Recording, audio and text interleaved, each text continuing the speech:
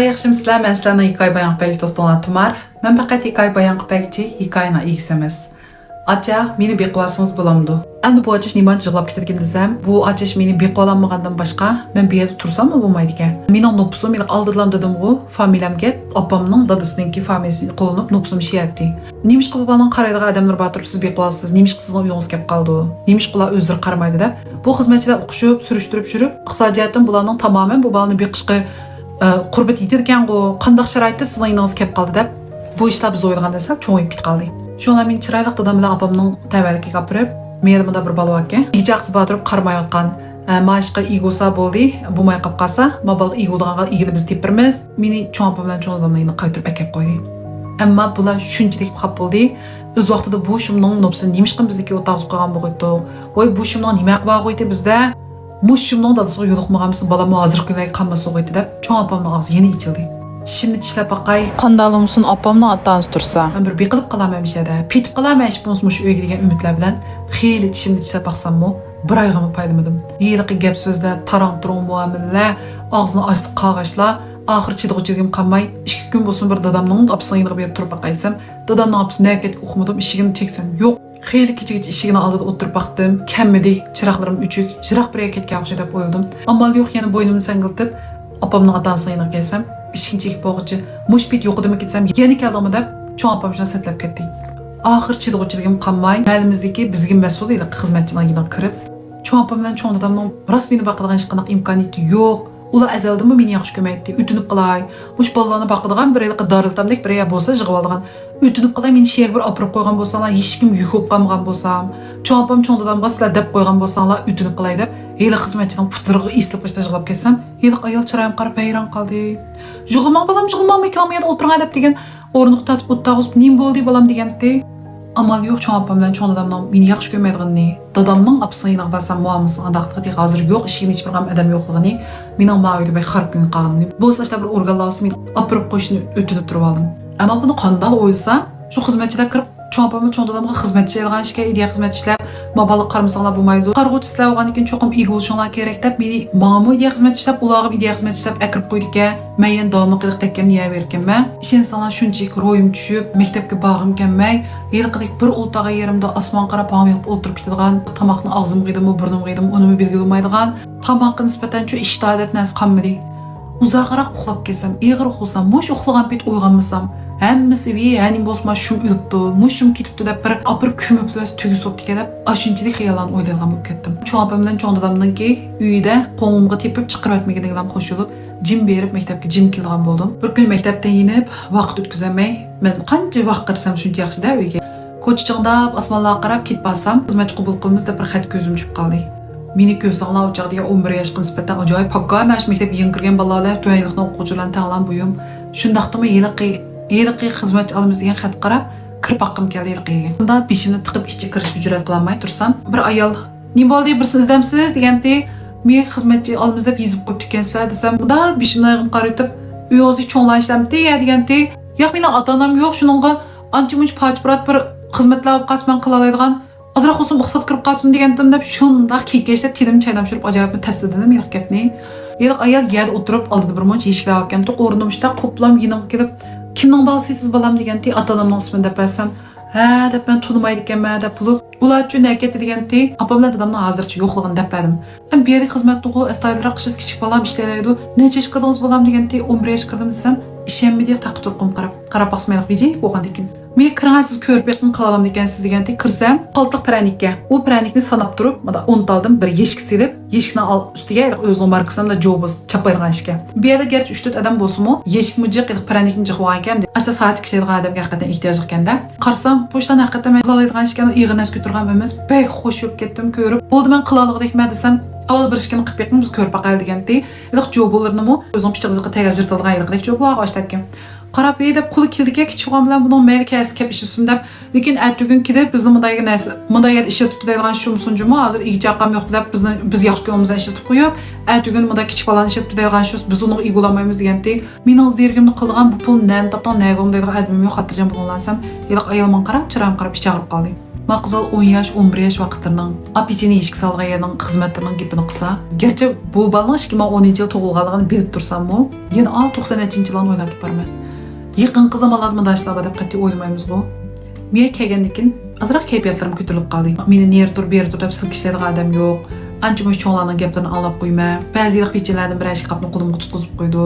Ba'zi o'zi yegan tomoqni menga bo'lib berdi. Odatda kunlar maktabda o'tirganimda 2 soat mishat o'tkazib ketaman. Shanba kuni muqim cho'qim mishat kelma. Hayit bayram damlish kun urib qolsa cho'qim mishat o'tkazma. Hisobdan men bordigan ya bo'ldi-da. Ish qilib mush pechenni o'raydigan ya itlib qolmasa, bularning ishiga taqilib qolmasa, men ancha-munchasimi kirdigan bir kirim bo'ldi. Unda 2 soatlab bir yerda ishlab, men piyoda berib, uylarim qaytib bo'lish xeyli kech bo'lib ketdi. Atchondan cho'ng opam meni nega va'ding? Nereden kelding? Qosqonga nima yeyapsa? Yiningda pul bormi? Unda gaplarni so'rmaydi. Menlar ishlab ancha-muncha yinimga pul kirgandan keyin men bu maktabning chorishlardan bir narsani ola oladigan bo'ldim bolalar. Dipta qalamlarim yangilandi. Aniq yaxshi ko'rgan chamixazlarni ola oldim. Shunchalik xo'shal o'zim yinimga shunchalik pul kirib bir narsa ola olgandim.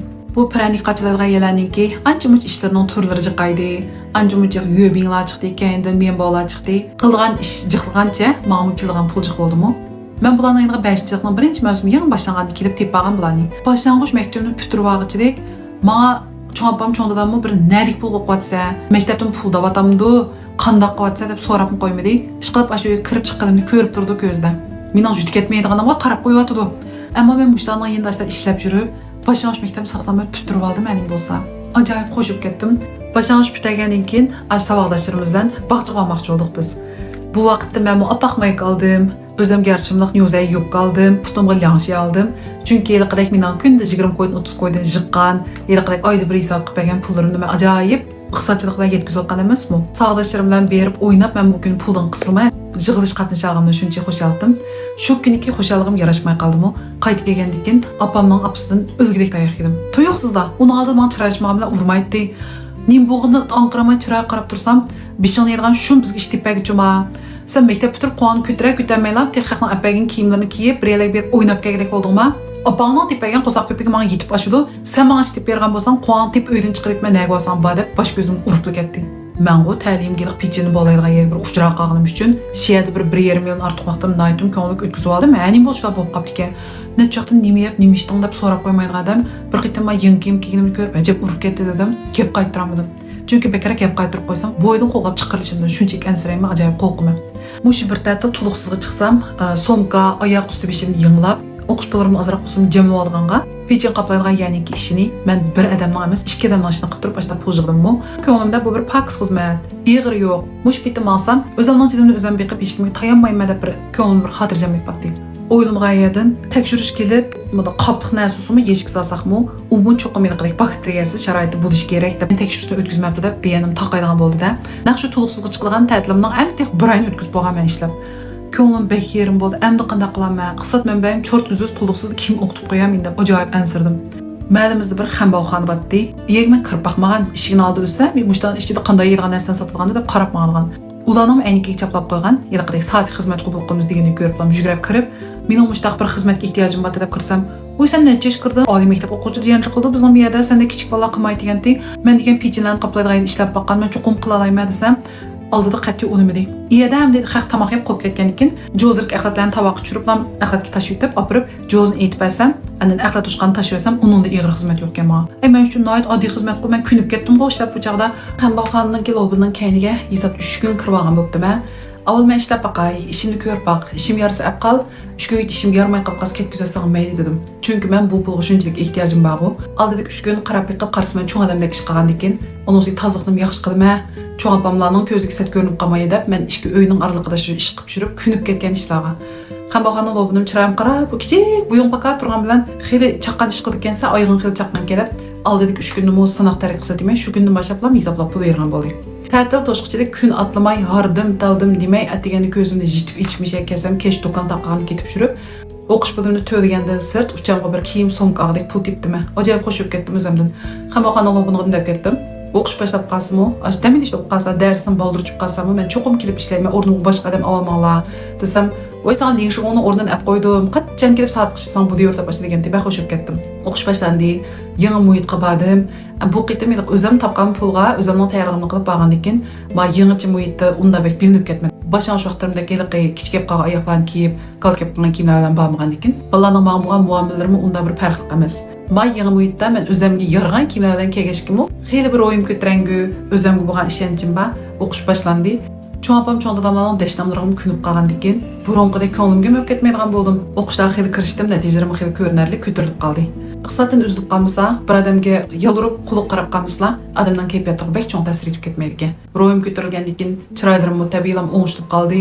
Azroq chiroyim qon yugurib, burunqilik puftus uchib ketgandek holimimizga yaxshilandim bu. Mavsumning o'tirib kelganda, tuduqsiz chiqib birinchi mavsumda maktabda inib cho'ng opamni uyga bordim. Boshqacha bir xil sukut o'ynashi, shunda bir xil jim bir havoray to'g'ri emasda o'yniki. Yana nimani xato qilganimmi? Bularning ko'ziga yensat ko'ringanimmi? Yana anglaydigan til bormi deb eshikdan shundoq kiraymi deb kirsam, mehmonxonada tunishi bir chiroy o'tirdi. Qarab tushib ketdim. Opamning ko'migini menga 3 yildan ishib qolgan.